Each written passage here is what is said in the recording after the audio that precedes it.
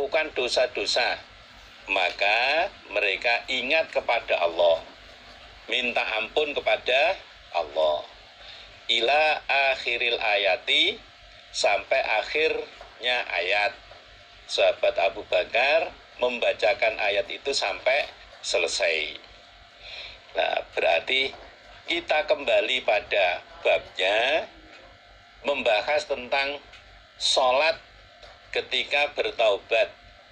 Sholat yang dilakukan oleh orang-orang yang hendak melakukan taubat. Ketika seseorang itu melakukan dosa, merasa dirinya banyak melakukan dosa, kemudian ingin dapat ampunan dari Allah, bertaubat kepada Allah, maka supaya wudhu dengan baik, wudhu dengan benar, kemudian sholat 2 rakaat, memperbanyak minta ampun kepada Allah. Dengan cara seperti itu, Allah akan memberikan ampunan. Mudah-mudahan bagi kita semuanya yang melakukan kesalahan-kesalahan bisa menyadari kesalahannya, kemudian mentaubati kesalahan-kesalahan itu, sehingga dapat ampunan dari Allah. Besok di akhirat akan mempermudah jalan kita menuju surga. Alhamdulillah, jazakumullahu khairan. Mari kita lanjutkan. Babu sholatil awwabina. Bab sholatnya orang-orang yang ahli taubat. Khina tarmadu, ketika kepanasan opo alfisolu anak unta. Orang-orang yang ahli taubat melaksanakan sholat di saat anak-anak unta sudah merasa kepanasan terhadap sinar matahari. Artinya sholatnya agak siang. Haddatsana Zuhair bin Harbin wa bin Numairin. Qala, berkata keduanya, Zuhair dan Ibnu Numair. Berarti Imam Muslim mempunyai 2 guru, Zuhair bin Harb dan Ibnu Numair. Qala, berkata keduanya, haddatsana Ismail wa huwa, dia Ismail, iku Ibnu Ulayyah, an Ayyub anil Qasim as-Syaibani, anna Zaid bin Arqam, sesungguhnya Zaid bin Arqam iku ro'a, melihat dia qauman, pada kaum, yusalluna, yang sholat mereka minad duha, dari sholat duha. Pernah suatu ketika Zaid bin Arqam melihat ada beberapa orang sedang melaksanakan sholat duha. Faqala, di sholat duha, betul-betul sholat duha ini, bukan sholat subha, sholat subuh di waktu duha, bukan. Ini betul-betul sholat duha, bukan sholat subuh di sahur waktu duha, bukan. Faqala, maka berkata Zaid, ama ingatlah, laqad alimu, niscaya sungguh mengetahui mereka, annas sholata, sesungguhnya sholat, fi ghairi hadhihi saati, di selain ini waktu, iku afdolu, lebih utama. Melihat orang-orang yang sedang sholat duha, sahabat Zaid bin Arqam berkata, ketahuilah, sebenarnya mereka orang-orang yang sedang sholat itu ngerti bahwa sholat yang waktunya di lain waktu sekarang ini pahalanya lebih besar, pahalanya lebih utama. Ini maksudnya, menurut Zaid bin Arqam, orang-orang yang sholat saat itu waktunya kurang siang, waktunya terlalu pagi. Sehingga beliau mengatakan, sholat yang waktunya selain saat ini, Sholat yang waktunya agak siang nanti, itu sebenarnya pahalanya lebih utama. Dan mereka juga ngerti sebenarnya. Sebab inna Rasulullah sallallahu alaihi wasallam iku qala bersabda Nabi, sholatul awwabina, sholatnya orang-orang yang ahli taubat, iku khina tarmadu, ketika kepanasan opo alfisolu anak unta. Sahabat Zaid bin Arqam menyampaikan dasar apa yang beliau sampaikan, bahwa Rasulullah Shallallahu Alaihi Wasallam bersabda, sholatnya orang-orang ahli taubat itu waktunya di saat anak-anak unta merasakan panasnya sengatan matahari.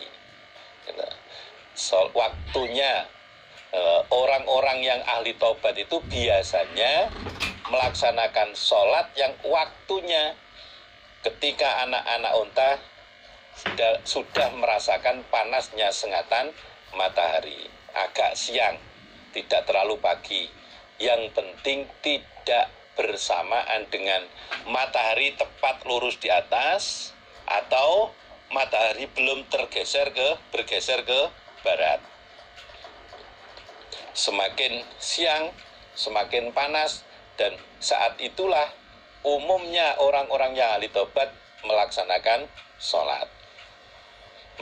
sholat yang dalam rangka untuk pendekatan diri kepada Allah. Haddatsana Zuhair bin Harbin, haddatsana Yahya bin Sa'idin, an Hisham ibni Abi Abdillah, qala berkata Hisham, haddatsanal Qasim Asy-Syaibani, an Zaid bin Arqam, qala berkata sopo Zaid bin Arqam, kharaja keluar sopo Rasulullah sallallahu alaihi wasallam ala ahli Kubain, atas penduduk Kuba. Pernah suatu ketika Nabi keluar dari kota Madinah menghampiri penduduk Kuba. Kalau Masjid Kuba itu dari pusat dari Masjid Nabawi kurang lebihnya ya antara 7 sampai 10 km kurang lebihnya. Adapun pasnya enaknya kita datang bersama-sama ke sana enaknya. Mudah-mudahan kita berkesempatan untuk datang ke Madinah untuk melihat Masjid Nabawi, beribadah di Masjid Nabawi, juga bisa menyaksikan Masjid Kuba, berkunjung ke sana. Mudah-mudahan Allah beri rezeki untuk bisa ke sana. Syukur-syukur bisa bareng. Wahum, sedangkan mereka iku yusalluna, sholat mereka. Pada saat Nabi berkunjung ke penduduk Kuba, orang-orang penduduk Kuba sedang melaksanakan sholat.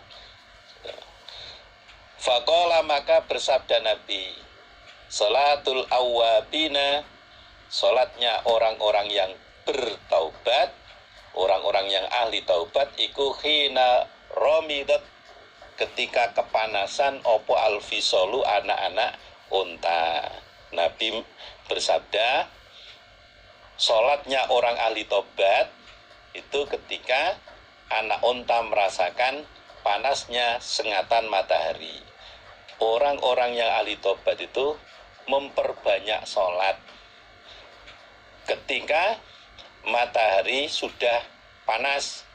Kira-kira anak unta ketika digembalakan merasakan panasnya matahari tersebut. Mudah-mudahan Allah memberi manfaat dan barokah. Bapak, ibu-ibu, saudara sekalian, juga para generus yang saya banggakan, kaitan dengan masalah taubat, orang yang ingin bertaubat, orang yang merasa banyak melakukan dosa kemudian ingin bertobat, yang pertama harus mengakui kesalahan-kesalahannya. Gitu. pernah berbuat ini tanpa ditutup-tutupi. Itu namanya taubatan nasuha. Sesuai dengan ayatnya, wa akharu na'tarofu bidunubihim khalatu amalan solihah wa akhara sayyi'ah. Sebagian dari penduduk Madinah ada yang mengakui kesalahannya, mengakui dosa-dosanya, mencampur amalan yang baik dengan amalan yang jelek. Suatu ketika ikut perang, suatu ketika tidak ikut perang. Kemudian merasa bersalah, kemudian datang pada Nabi, mengakui kesalahan-kesalahannya untuk bertaubat, minta persaksian kepada Nabi. Taubat itu aslinya urusan hamba kepada Allah. Namun demikian, prakteknya para sahabat juga mempersaksikan dirinya, mempersaksikan taubatnya kepada Nabi. Yang kedua, orang yang bertaubat itu harus minta ampun kepada Allah.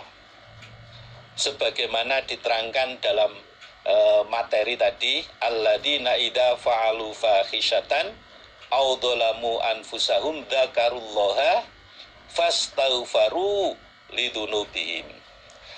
Orang-orang yang bertakwa itu ketika diqadar melakukan kesalahan, menganiaya dirinya, mereka ingat kepada Allah, kemudian minta ampun kepada Allah atas dosa-dosa yang dikerjakan. Karena wa may yaghfirud dzunuba illallah, tidak ada yang bisa mengampuni kesalahan-kesalahan, dosa-dosa kecuali Allah. Yang ketiga, yang harus dilakukan oleh orang yang niat bertaubat adalah menyesali perbuatannya. Kapok, getun, tidak akan mengulangi perbuatannya. Dalam periwayatan hadis Nabi bersabda, an-nadamu taubatun. Penyesalan atas kesalahan, menyesali dosa-dosa itu bagian dari taubat. Itulah bentuk taubat. Kemudian dalam ayat Al-Quran surat Ali Imran ayat 135 diterangkan, walam yusirru ala ma fa'alu wahum ya'lamun. Dan mereka itu tidak mengulangi kesalahan-kesalahannya, sedangkan mereka tahu bahwa itu dosa. Kalau niat taubatan nasuha, tidak boleh mengulangi lagi kesalahan-kesalahan itu, dan supaya berusaha tidak berbuat dosa.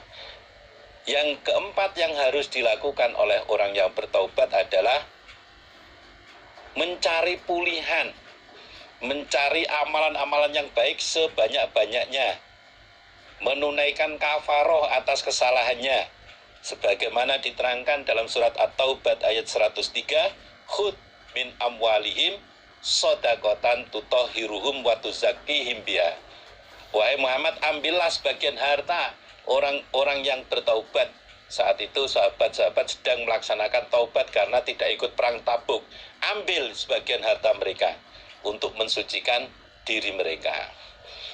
Itulah hal-hal penting yang harus difahami bagi orang-orang yang bertaubat. Nah, bagi kita semuanya yang melihat kawannya bersalah, tidak boleh menceritakan hal itu pada orang lain. Man ayyara akhahu bidambin lam yamut hatta ya'malaha.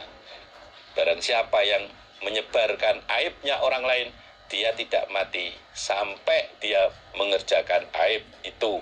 Na'udzubillah min dzalik. Mari kita jaga diri kita masing-masing supaya tidak melakukan kesalahan-kesalahan.